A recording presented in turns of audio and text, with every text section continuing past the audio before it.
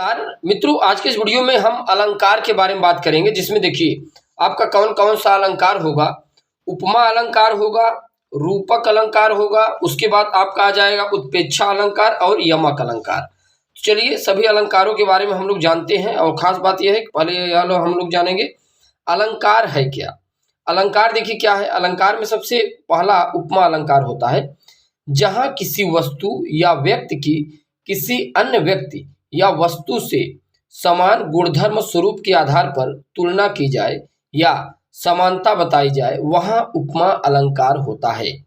फिर से एक बार समझिएगा, जहां किसी वस्तु या व्यक्ति की किसी अन्य व्यक्ति या वस्तु से समान गुणधर्म स्वरूप के आधार पर तुलना की जाए या समानता बताई जाए, वहां उपमा अलंकार होता है। यहाँ पर आप देखेंगे कि किसी व्यक्ति का गुणधर्म, उनकी चर्चाएं, उनके गुण, उनकी भक्ति किसी दूसरे व्यक्ति से तुलना की जा रही होगी। जैसे राधा के चरण गुलाब के समान कोमल है, हरिपद कोमल कमल से। जैसे कमल मित्रों किसे कहा जाता है? कमल श्री हरि नारायण को कहा जाता है, श्री कृष्ण को कहा जाता है। आप जानते हैं ये समास के अंतर्गत भी आ जाता है। जैसे कमल नयन का मतलब जिसके नयन कमल जैसे हो, राइट। तो यहाँ से आप समझ सकते हैं राधा की तुलना किससे की गई है?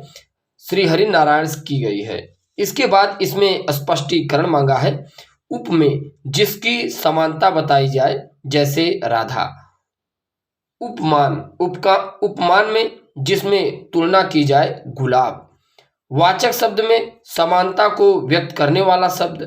अब फिर देखिए साधारण धर्म, जो गुण उपमेय और उपमान में समान रूप से रहता है। देखिए साधारण धर्म क्या है?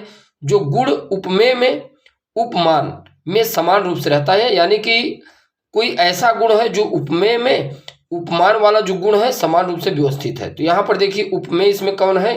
राधा है, और उपमान कौन है? गुलाब है, राइट। तो ये इस प्रकार से आप समझेंगे इसे। इसके बाद आप देखेंगे इसमें आ जाता है रूपक अलंकार। आखिर में रूपक अलंकार कहाँ है, क्या है? जहां उपमेय में उपमान का भेद रहित अभेद आरोप किया जाता है, वहां रूपक अलंकार होता है। फिर से ध्यान दीजिएगा, जहां उपमेय में उपमान का भेद रहित अभेद आरोप किया जाता है, वहां रूपक अलंकार होता है। जहां उपमेय में उपमान का भेद रहित अभेद आरोप किया जाए, वह रूपक अलंकार होगा। उदाहरण शायद आप समझेंगे, चरण कमल बंदव हरिराई, पायो जी मैंने राम रतन धन पायो, मैया मैं तो चंद खिलौना ले हूं। मतलब यह है मित्रों, इसमें देखिए इसमें क्या कहा गया है। इसके बाद मित्रों आ जाता है उत्प्रेक्षा अलंकार। उत्प्रेक्षा अलंकार है क्या? जहां उपमेय में उपमान की संभावना की जाए, वहां उत्प्रेक्षा अलंकार होता है। उपमेय में उपमान का क्या किया जाए? संभावना की जाए, यानी उपमेय पहुंच जाए किसमें? उपमान में। सोहत ओढ़े पीत पटु श्याम सलोने गात, सोहत ओढ़े पीठ पतु श्याम सलोने गात, मनव नील मीन शैल पर आतप परियव प्रभात, राइट।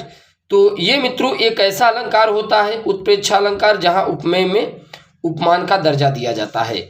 इसके बाद यमक अलंकार आ जाता है, जब किसी काव्य की सुंदरता को बढ़ाने के लिए एक शब्द की अनेक बार आवृत्ति हो। जब किसी काव्य की सुंदरता को बढ़ाने के लिए एक शब्द की अनेक बार आवृत्ति हो, तो उसे यमक अलंकार कहते हैं। परंतु दो बार प्रयोग किए गए शब्दों का अर्थ अलग होता है। देखिए, जेते तुम तारे तेते नभ में न तारे हैं, कनक कनक ते सौगुनी माँ दगता अधिकाय, वा पाए खवराए जग या पाए बौराए। मित्रों यहाँ पे जो कनक कनक है, ये धतूर से कंपैरिजन किया गया है। तो यहाँ पर जैसे व्यक्ति जो होता है धतूर वगैरह अधिक पी लेता है, तो वो मादक पदार्थ है, उसमें आप कह सकते हैं नशा वाला पदार्थ है, व्यक्ति पागल हो जाता है।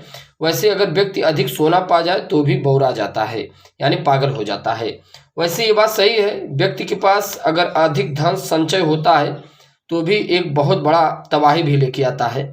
वो चाहे दूसरे की तबाही हो, चाहे स्वयं की तबाही, कहीं न कहीं घमंड इसमें जरूर प्रतीत होता है। तो ये जो उदाहरण है मित्रों, इसमें यमक अलंकार का कहीं न कहीं आप देखेंगे इसी चीज के उदाहरण से जोड़ता है। और यदि आप चैनल पर नए हैं, चैनल को आप जरूर सब्सक्राइब कीजिएगा। धन्यवाद।